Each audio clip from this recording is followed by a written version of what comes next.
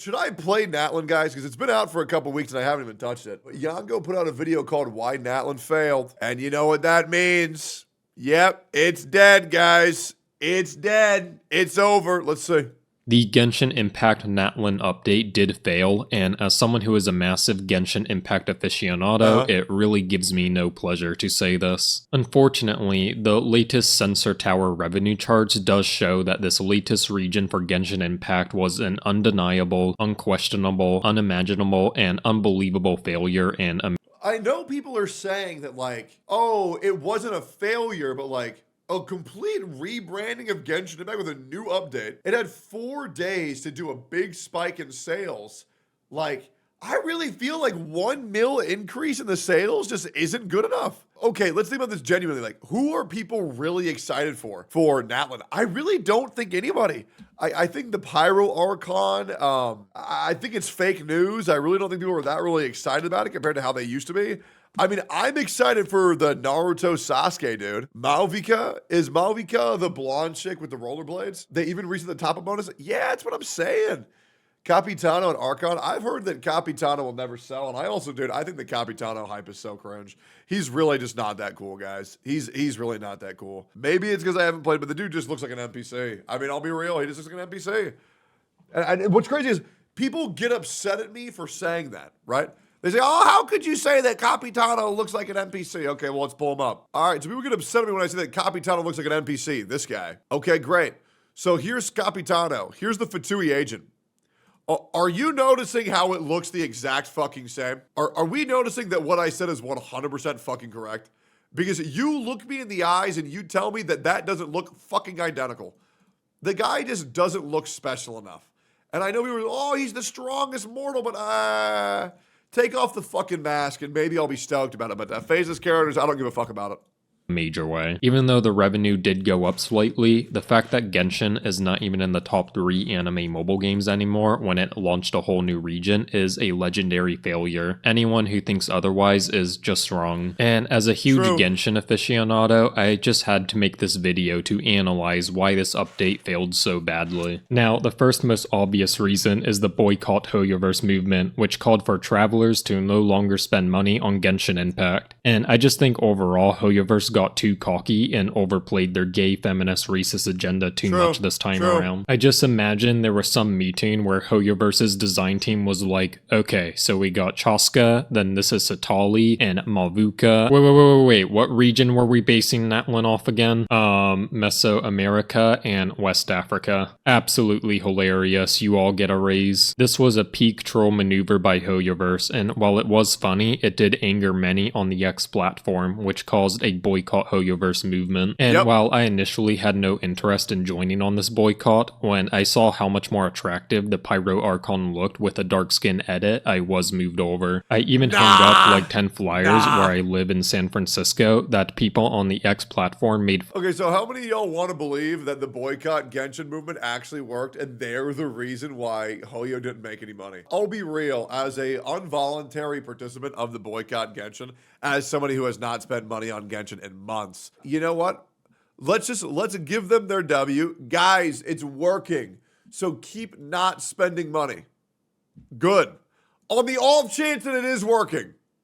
Good job. Keep it up. Fun of me for, and now that Genshin Natlan has officially failed, I just feel kind of vindicated about all this now. For those who are not aware, San Francisco is basically the capital for weeb tech bros. This demographic is a golden goose for anime mobile games, as weeb tech bros have dispensable income and nothing to do all day while pretending to work. Like, let me just show you all an example of an IRL weeb tech bro acquaintance I have. This idiot has multiple C6 travelers, is AR-57, doesn't do Spiral Abyss or the new theater thing, and even turned his world level down from 8 to 7 because he's just so unapologetically bad at the video game. Let's look at his Hutile. So max level, R1 weapon, 2. You know what's really sad is that I let my cook move in with me and he's downstairs on my bandwidth on my Wi-Fi playing Genshin 24/7. And you know what he's doing? Nothing. He just leaves it AFK because he says it feels comforting to him. And I just really don't know how to feel about all this shit, man.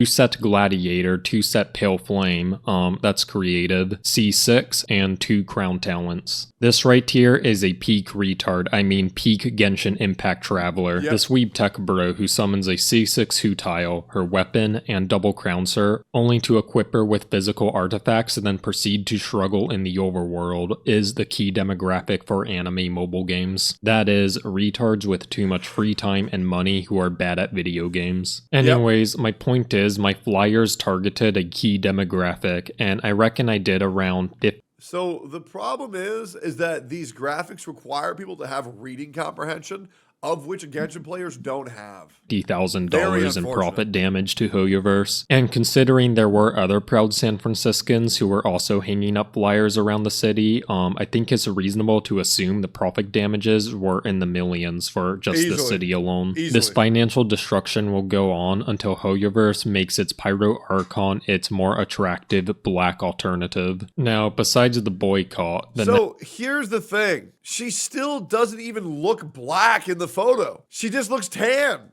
Like, that's not fucking black. It's literally not, right? So, like, I mean, now this might be what Hoyoverse would consider black, but in real life, bro, this chick ain't fucking black.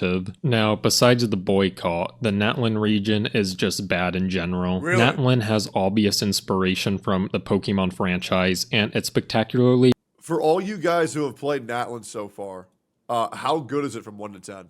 Out of curiosity. 5, 1, 7, 8, 6, 10, 7, 7, 7, 2, 7, 6. Story or no, the whole shebang. The whole shebang.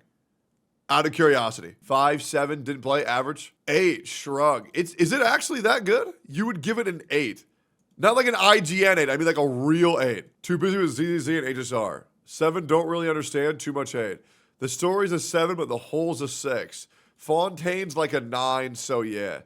So for me, Fontaine was good for the story, and then the rest of the game was fucking unplayable. For me, personally, right? That's just me. For you, it would probably be a 5.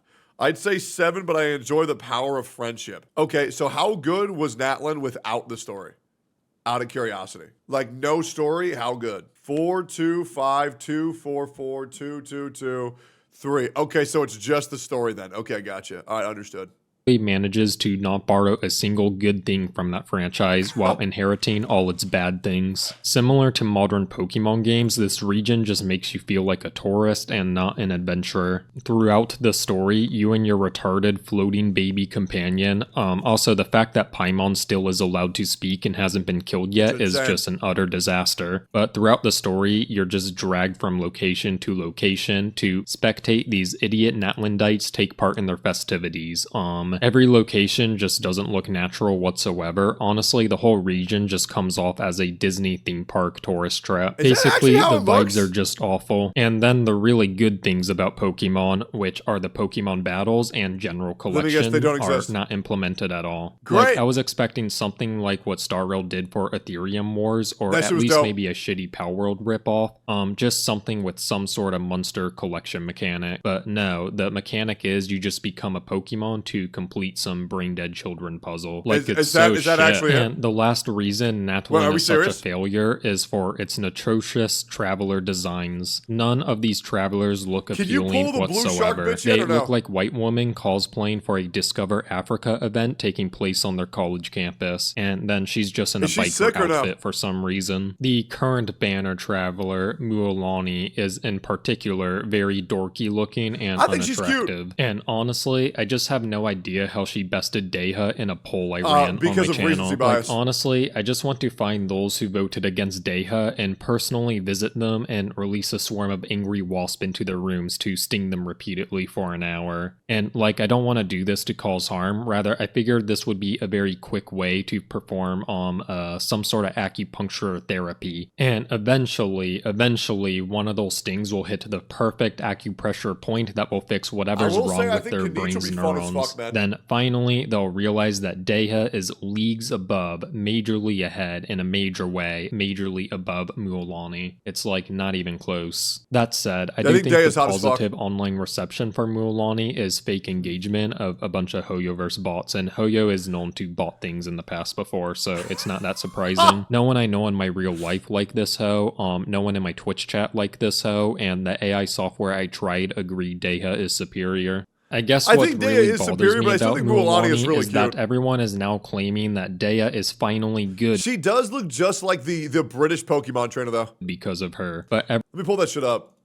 It looks identical. All right, white-haired, tan skin, British. Am I stupid as shit right now, or am I onto something? Because I swear to God, that has to be intentional. mean that Deha is finally good because Nah, of her. really? I But feel every like there's some Mualani similarities. guide I see That places or Deha Uraraka to from, support My her, Hero. and that is not That or okay. Uraraka. I will not subjugate my Deha to support a hoe whose weapons are children water toys. Deha is a fierce and strong warrior, and is considered a legend among the Eremites for her might, passion, and The only difference is the haircut. No, I'm pretty sure I think what it means the only similarity is the haircut. And I'll be real, if another character had Goku's haircut in an anime, wouldn't you say they look like Goku? You know what I'm saying? Like, it's a pretty unique haircut, don't you think? scientishness. Deha is the most powerful traveler in this video game. She's not. So should I play Natlan or not? I feel like I've waited long enough. I wanted to really let the hype period die down because I don't want to buy into the fake hype online. Fuck it, just play Natlan. How long does the story take? Just do whatever you want? Oh my God. I don't know, dude. 4 hours, 6 hours, 8 hours, 3 hours, 2 hours, 3 hours, 5 hours, not long. So it took y'all 4 hours. How long is it going to take me to do it? If you want to farm some views, shrug, but you won't like it. You think Genshin Impact will get me views? You're trolling. Are you serious? Absolutely. Dude, that's not going to farm me views for fucking shit. I'd be doing that just because I'm curious. I would lose 20 to 30% of my viewership. Are you insane? Chat going to be weird? Yeah, but sometimes it's kind of funny. We'll think about it. We'll see. Maybe if the YouTube comments, of which I care about tremendously, want me to play Natlan, maybe I'll give it a shot. We'll see. We'll figure it out.